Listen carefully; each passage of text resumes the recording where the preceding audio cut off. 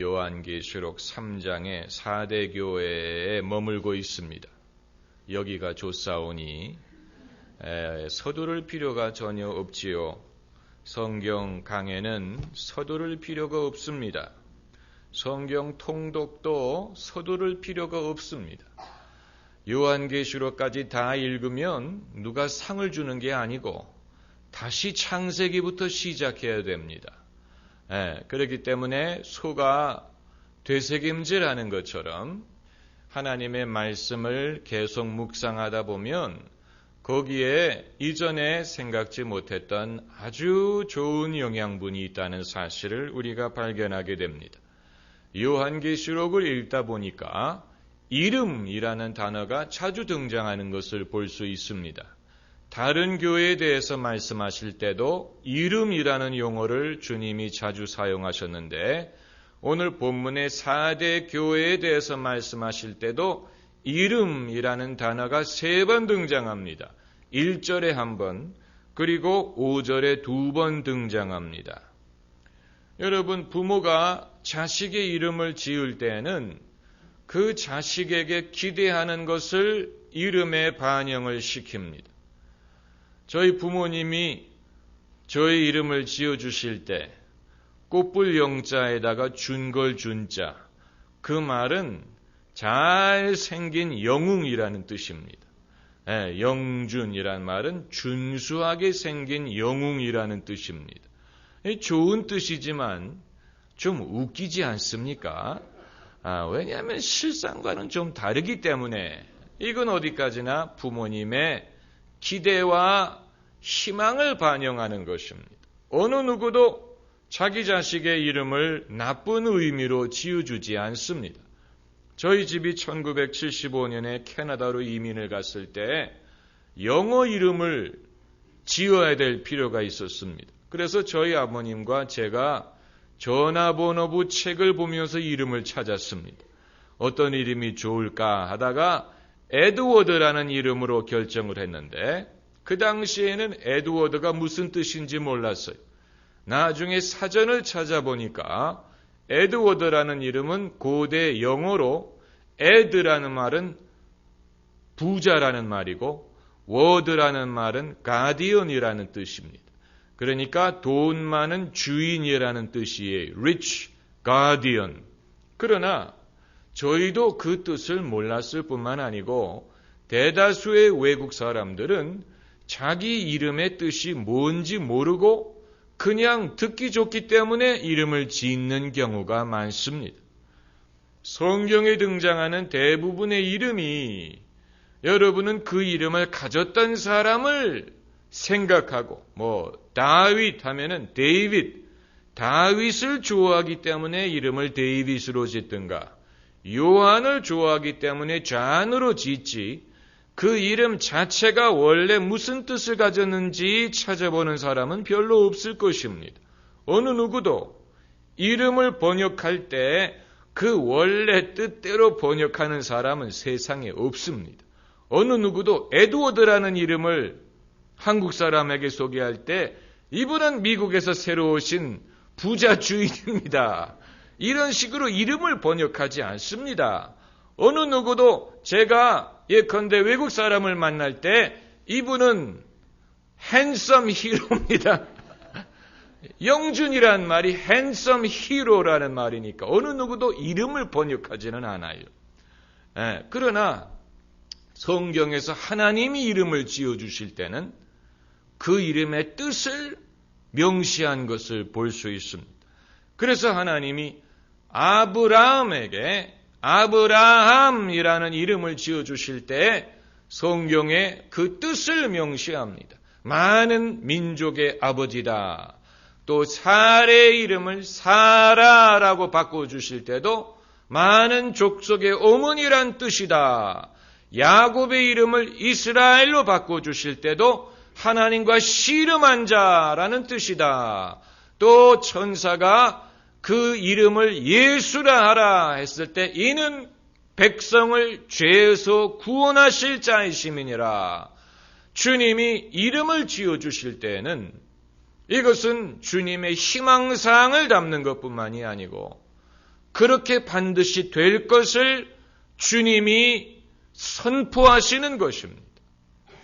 태초에 말씀이, 태초에 빛이 있으라 하나님이 말씀하셨더니 빛이 생긴 것처럼 하나님이 우리의 이름을 어떤 것으로 지어주실 때는 그것이 하나의 희망사항인 것뿐만이 아니고 그렇게 될 것을 하나님이 선포하시는 것입니다.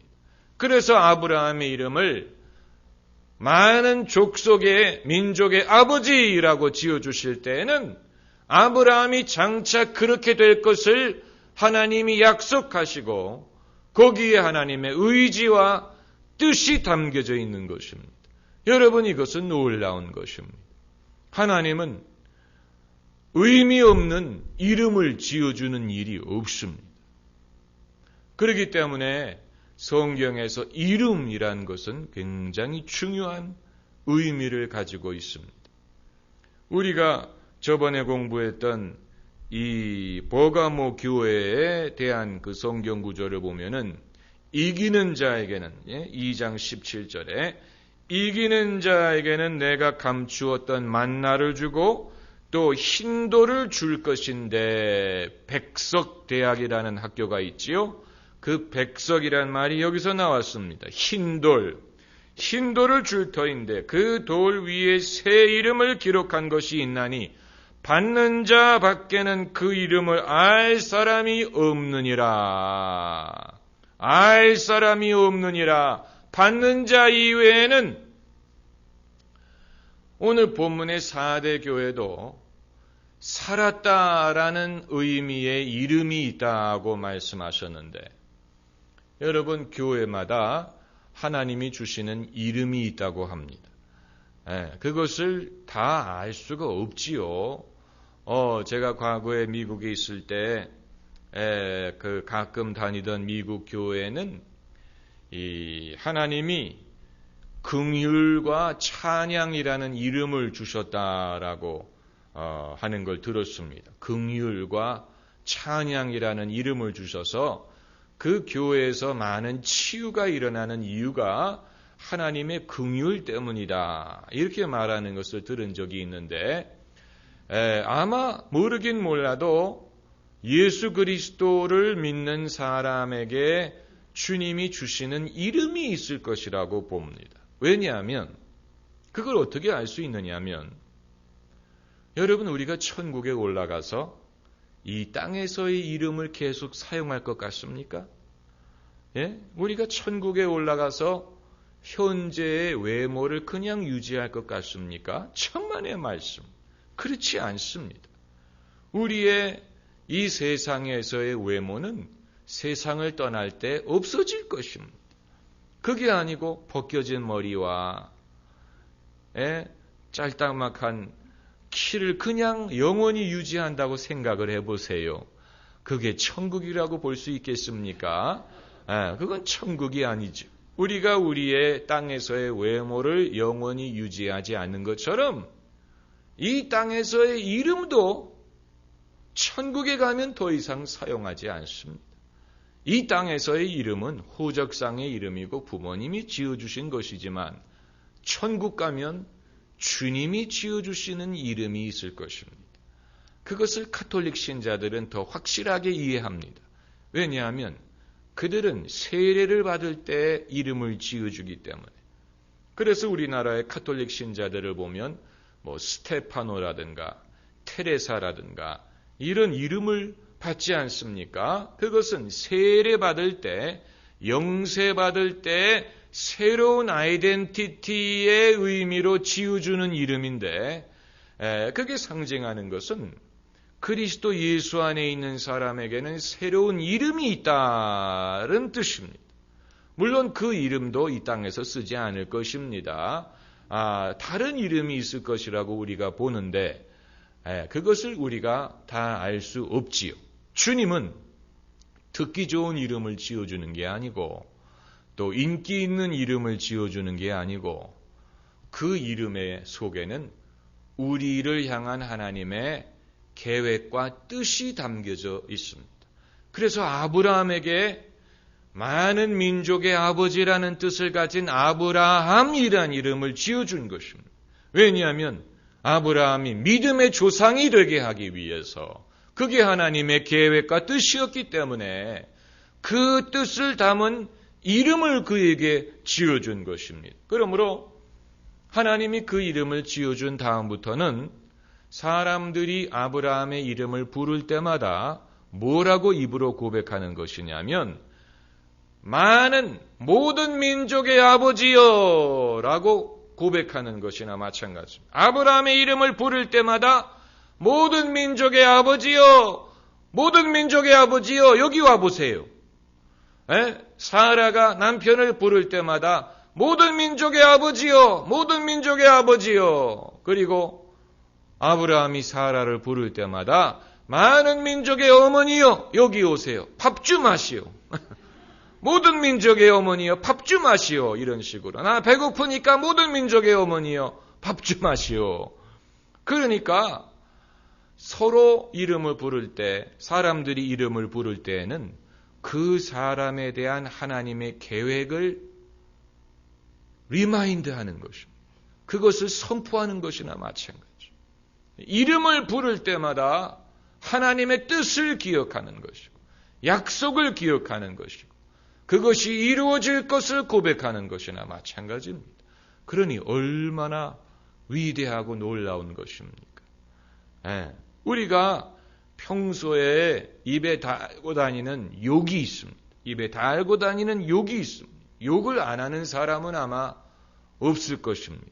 아주 작은 욕이라도 마음에 실망을 한다든가 분노를 느낀다든가. 그런데 어느 누구도 욕할 때 좋은 욕을 하는 사람은 들어본 적이 없습니다. 이 축복받을 사람아 이런 식으로 욕하는 사람 못 봤습니다. 이 아름다운 여인아 이런 식으로 욕하지 않고 욕할 때는 나쁜 저주하는 말을 쓰지 않습니까? 그렇기 때문에 그것을 저주라고 부르는 것입니다. 반대로 축복이라는 것은 여러분 우리가 다 이해하지 못하는 부분이 많이 있습니다. 축복이란 말은 원래 복받을 것을 기원한다, 축원한다라는 뜻을 가지고 있습니다. 목사들이 예배 끝날 때 축도하는 것이 바로 그런 의미입니다.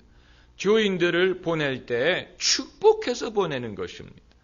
여러분, 그렇기 때문에 목사라는 직분은 참 축복받은 직분입니다. 왜냐하면 늘 축복하니까, 사람들을 축복하니까 저주하는 게 아니고 축복하면서 산다는 게 얼마나 귀합니까?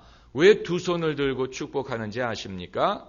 예수님이 제자들을 축복하실 때 두 손을 들고 축복하셨기 때문에 그 전통을 이어받아서 그 제자들도 교인들을 축복할 때 두 손을 들고 축복하는 것입니다. 그런데 축복이라는 것은 영어로 하면은 bless지만 사실 영어의 표현이 더 애매합니다. 거기에는 복을 비는 것도 bless고 복을 주는 것도 bless예요.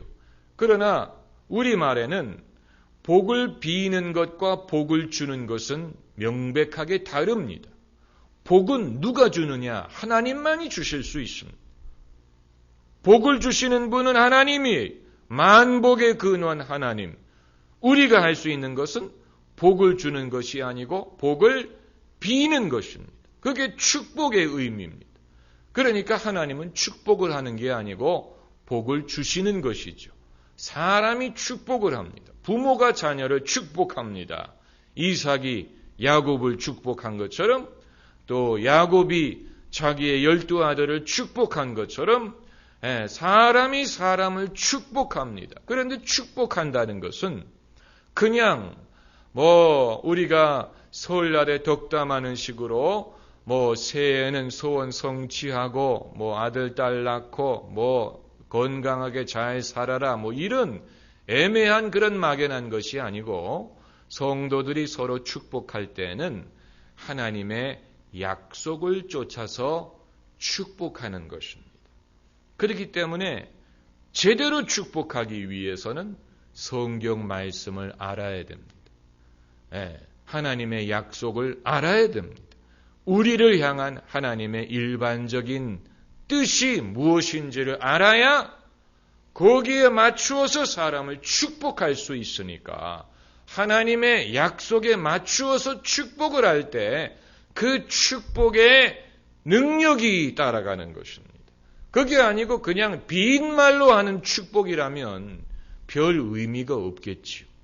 적어도 그리스도인의 축복은 우리가 누구를 축복할 때 정말로 하나님의 복이 그 사람에게 임해야 되지 않겠습니까? 할렐루야.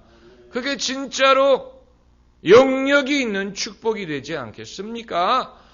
그렇기 때문에 야곱이 아버지를 속여가면서까지 아버지의 축복을 받으려고 한 것이죠. 그 아버지의 축복이 그냥 빈말에 불과하다면 못하러 아버지를 속여가면서까지 복을 받으려고 하겠습니까?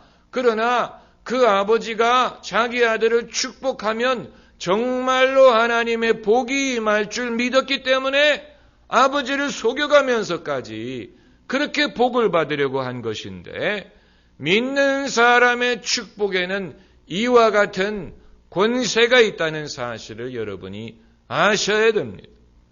우리가 서로를 축복하는 것이 그런 의미가 있습니다. 근래에 와서 서로 축복하는 것이 많이 이제 그 상용화 됐지요. 우리가 노래로 당신을 축복합니다. 때로는 너희 앞에 이런 식으로 그러나 노래로는 축복을 할 줄 알지만 실제로 하나님의 말씀을 가지고 축복하는 것은 아직 우리가 서툴다는 것입니다. 그렇기 때문에 하나님의 말씀을 우리가 알아야 될 필요가 있습니다. 특별히 사람들에게 주님이 주시는 축복, 약속, 우리를 향한 하나님의 일반적인 뜻을 알 필요가 있습니다. 그것을 한 구절이라도 제대로 파악을 하는 사람은 모르는 사람에 비해서 엄청난 경쟁력을 갖습니다.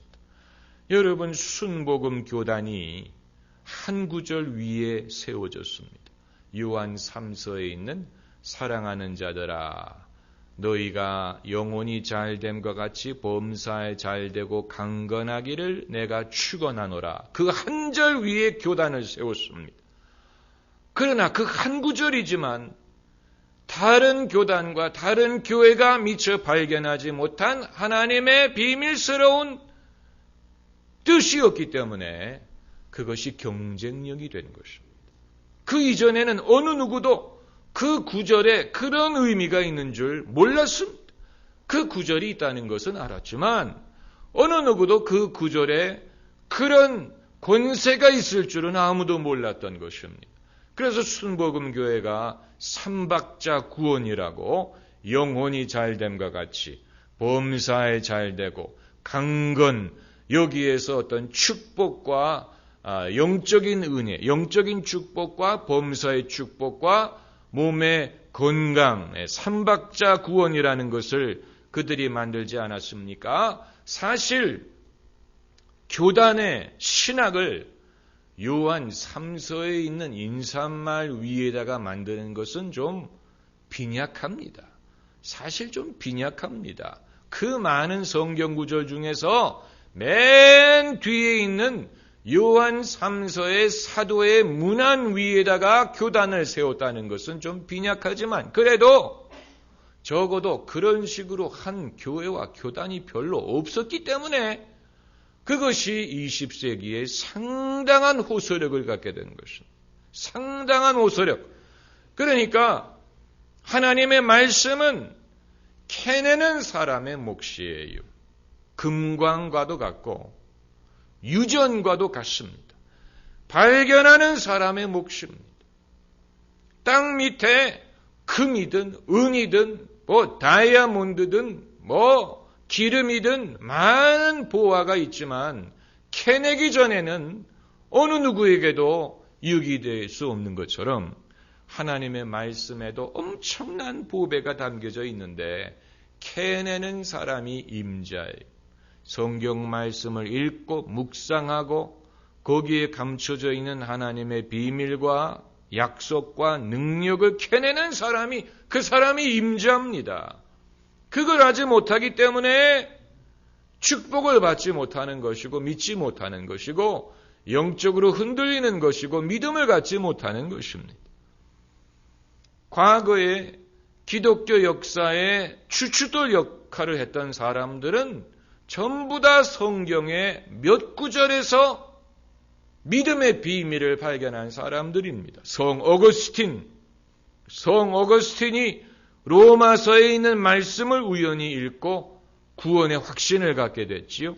마틴 루터도 로마서에 있는 오직 나의 의인은 믿음으로 말미암아 살리라, 이 말씀 한 구절에서 그의 모든 영적인 번뇌와 혼동으로부터 벗어나서 구원의 확신을 갖게 되고 거기에 종교 개혁의 모든 것을 세울 수가 있었던 것입니다. 한 구절에서 시작한 것입니다.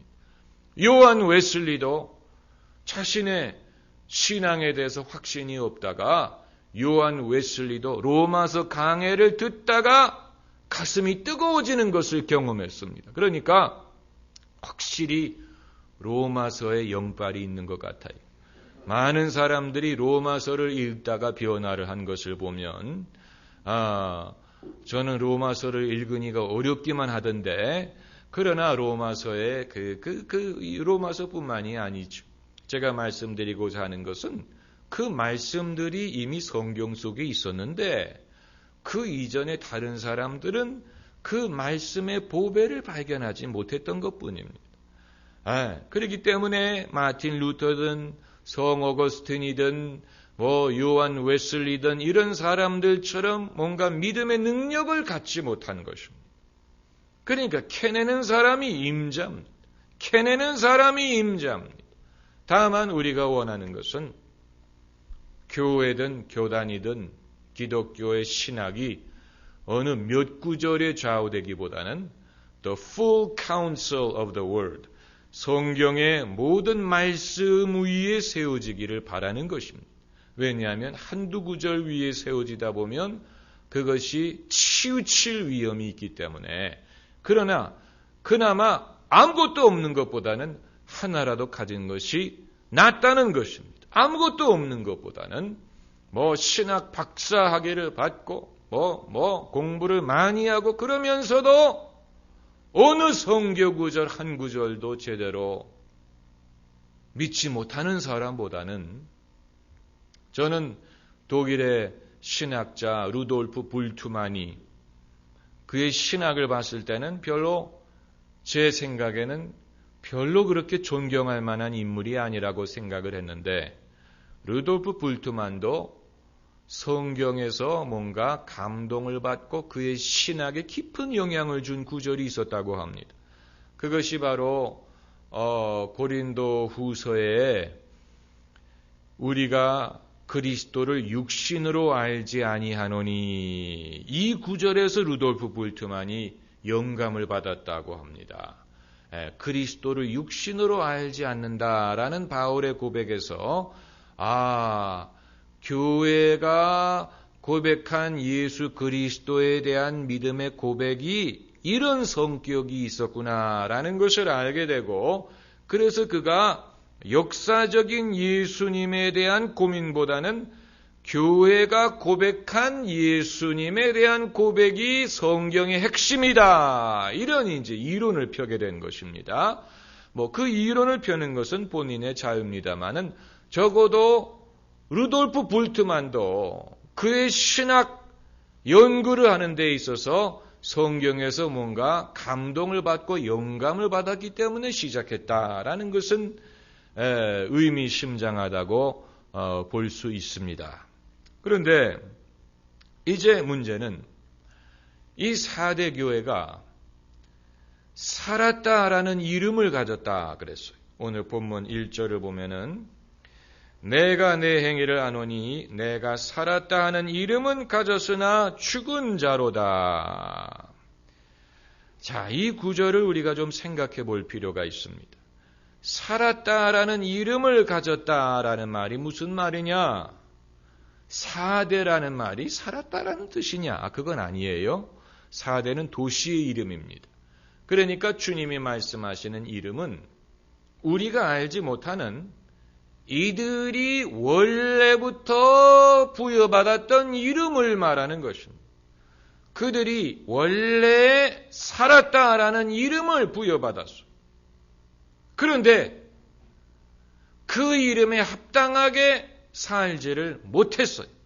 그렇기 때문에 이름은 살았다라는 뜻이지만 실제로는 죽은 교회가 되었다는 것입니다.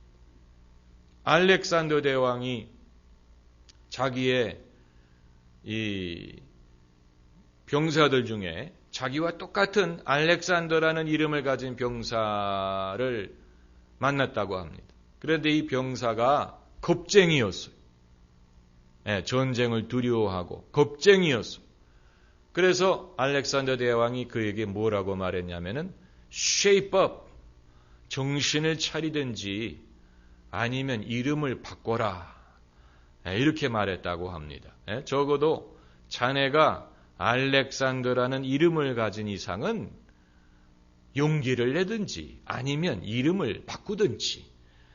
마찬가지로 사대교회가 원래는 살았다라는 이름을 부여받았어요. 하나님이 그런 이름을 주었습니다. 그런데 실제로 보니까 사대교회가 산 사람보다는 죽은 사람같이 살 때가 더 많았어요. 그래서 주님이 말씀하시는 것입니다.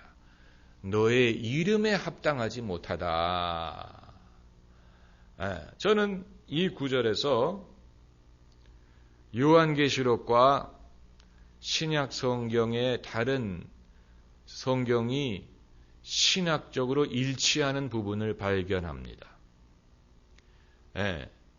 제가 몇 주 전에 요한계시록의 신학이 바울 신학과 좀 다른 것 같다. 바울 신학은 우리가 믿음으로 구원을 받는다고 가르치는데 요한계시록은 행위를 강조하는 것 같은데 신학적으로 좀 차이가 있는 것 같다고 말씀을 드렸지요. 기억하시는 분 계십니까? 그런데 제가 이 구절을 읽으면서 그게 아니구나 하는 생각을 하게 됐습니다. 어디서 그런 생각을 하게 됐냐면은 주님이 행위에 대해서 말씀하시기 이전에 사대교회는 원래부터 살았다라는 이름이 있었어요. 이것은 무엇을 보여주느냐 하면은 그들이 예수 그리스도를 믿는 순간부터 영생을 얻었기 때문에 살았다, 생명이라는 이름을 주님이 주신 것입니다. 그건 믿음으로 그들에게 주신 것입니다. 그들이 믿었기 때문에 영생을 얻게 하신 것입니다. 그렇기 때문에 그들의 원래 이름이 살았다라는 뜻이에요. 이것은 성경의 다른 말씀과 똑같은 것입니다. 그를 믿는 자마다 멸망치 않고 영생을 얻게 하려 함이니라. 그게 요한복음 몇 장 몇 절 말씀입니까? 잘 모르세요? 몇 장 몇 절? 3장 16절. 그것도 모르면 예수 믿는 사람이 아니지요. 그것도 모르면 예수 믿는 사람이 아니에요. 옛날에 북한에서 이 월남하는 크리스찬들이 38선을 넘을 때 당신 왜 남한으로 가느냐 해서 우리는 예수 믿는 사람이기 때문에 남한으로 갑니다. 이렇게 대답하면 요한복음 3장 16절을 외우라 그랬대요. 그래서 외우는 사람은 보내주고 못 외우는 사람은 안 보내줬다. 그러니까 여러분 요한복음 3장 16절 같은 건 외워야 됩니다. 하나님이 세상을 이처럼 사랑하사 독생자를 주셨으니 이는 저를 믿는 자마다 멸망치 않고 영생을 얻게 하려 하심이라. 요한복음 3장 16절 말씀. 그런데 여기에서 멸망치 않고 영생을 얻게 하려 하심이라. 그 구절이 약간 뜻이 애매합니다. 얻게 하려 하심이라는 것은 하나님의 소원을 말하는 것이냐? 하나님의 희망사항을 말하는 것이냐? 아니에요. 희망사항을 말하는 것이 아니고 하나님의 의지를 말하는 것입니다. 그래서 얻게 하려 하심이라 라고 말하기보다는 얻는다 라고 말하는 것이 더 옳습니다. 그 차이를 이해하시겠습니까? 예, 믿는 자마다 멸망치 않고 영생을 얻었으면 좋겠네가 아니에요.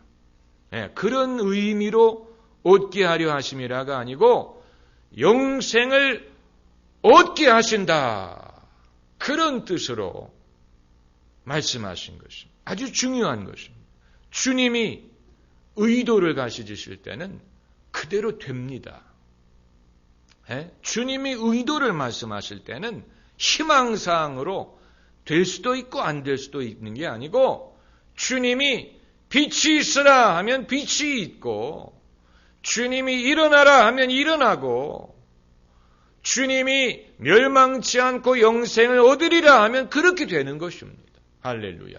아주 중요한 것입니다. 성경에서 그런 구절들이 많아요. 성경에서 주님의 의도와 의지를 말하는 성경 구절들은 어떤 희망상 그렇게 될 수도 있고 안 될 수도 있는 그런 것이 아니고 반드시 이루어지는 것입니다. 반드시 이루어지는 것입니다. 그런 관점에서 여러분이 성경을 다시 읽어보면 이전에 깨닫지 못한 것을 알게 되실 것입니다. 특별히 바울 서신이라든가 이런 데에 주님의 의도를 말하는 구절들이 얼마나 많은지 몰라요. 이는 너희가 죄를 섬기지 않게 하려 함이니라 라든가 아브라함의 복을 받게 하려 함이니라. 이게 전부 다 주님의 희망사항을 말하는 것뿐만이 아니고 반드시 이루어질 것을 말하는 것입니다. 마찬가지로 하나님이 4대 교회를 살았다라는 이름을 지어주셨을 때는 그들은 죽지 않고 삽니다. 이것은 하나님의 의지를 말하는 것입니다. 그런데 다만 그 이름에 합당하게 살고 있지 못하다는 것뿐이에요. 그 이름에 합당하게 살고 있지 못하는 것뿐입니다. 여러분, 우리가 하나님이 우리에게 지어주시는 이름의 뜻을 알 수만 있다면 우리 자신을 보는 관점이 상당히 달라질 수 있을 것입니다.